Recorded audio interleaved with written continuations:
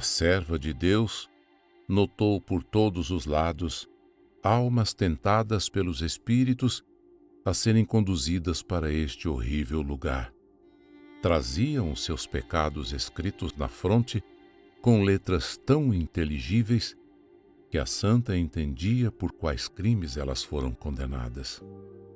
Tais letras eram somente para ela, porque estas almas desgraçadas conheciam reciprocamente os seus pecados só pelo pensamento. Os demônios que as conduziam afligiam-nas com zombarias, repreensões cruéis e maus tratos, e seria difícil narrar, tão inventiva era a raiva desses monstros. À medida que as almas chegavam à entrada do abismo, os demônios derrubavam-nas e precipitavam-nas, de ponta cabeça, na goela sempre aberta do dragão. Assim, engolidas, deslizavam rapidamente pelas entranhas dele, e chegando à abertura inferior, eram interceptadas por outros demônios que as levavam ao seu príncipe, o monstro acorrentado de que já falamos. Eram logo julgadas, e depois de ver indicado o lugar que deviam ocupar, segundo seus crimes, eram entregues a algozes diabólicos que as conduziam. A santa notava que esta translação não se dava da mesma maneira que a das almas que passam do purgatório para o céu. Apesar da distância que estas últimas devem percorrer seja incomparavelmente maior do que a de um inferno ao outro, pois que é preciso atravessar a terra, o céu dos astros, o do cristalino, para chegar ao do império. No entanto, esta viagem se faz em um abrir e fechar de olhos.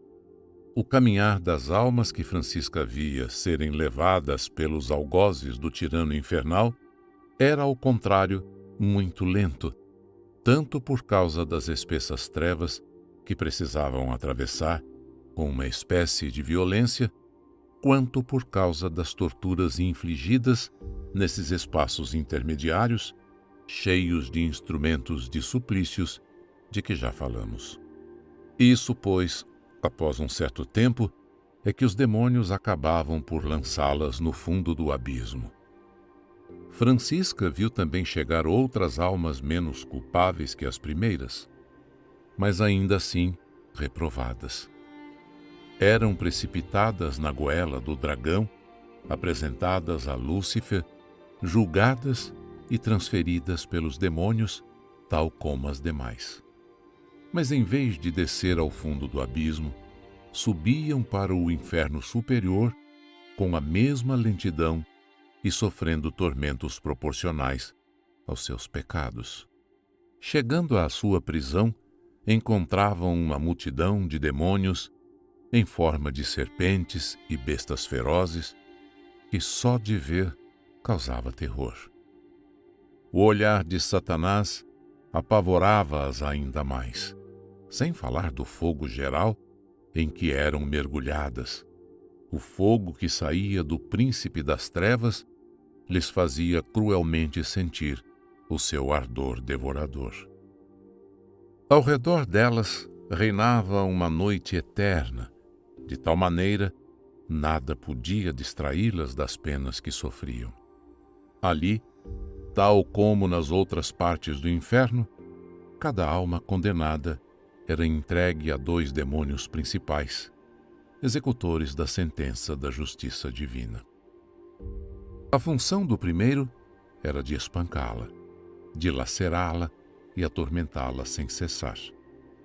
A função do segundo era de zombar da sua desgraça, reprovando-a por estar ali por culpa própria, fazê-la lembrar continuamente dos seus pecados, mas de maneira mais opressiva, perguntando-lhe como podia ter cedido às tentações e de ter consentido em ofender seu Criador, de mostrar-lhe, enfim, todos os meios que teve para se salvar e todas as ocasiões de fazer o bem que perdeu por sua falta.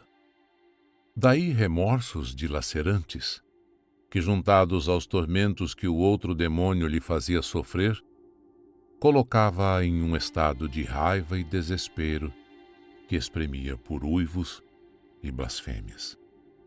A tarefa confiada a estes demônios não era, porém, exclusiva deles. Todos os outros tinham também direito de insultá-la e atormentá-la, e eles não o deixavam de fazer. Desejando a serva de Deus saber qual a diferença entre os habitantes das 3 regiões desse reino assustador, foi-lhe dito que na região inferior eram colocados os grandes criminosos, na intermédia, os criminosos medianos, e na superior, os menos culpáveis dos réprobos. As almas que vedes na região superior, acrescentou a voz que a instruía, são os dos judeus, que fora da sua obstinação, levaram uma vida isenta de grandes crimes. A dos cristãos, que negligenciaram a confissão durante toda a vida e foram privados dela na hora da morte, etc. Tudo o que a bem-aventurada via e ouvia enchia-a de pavor, mas o seu guia tinha muito cuidado em tranquilizá-la e fortalecê-la.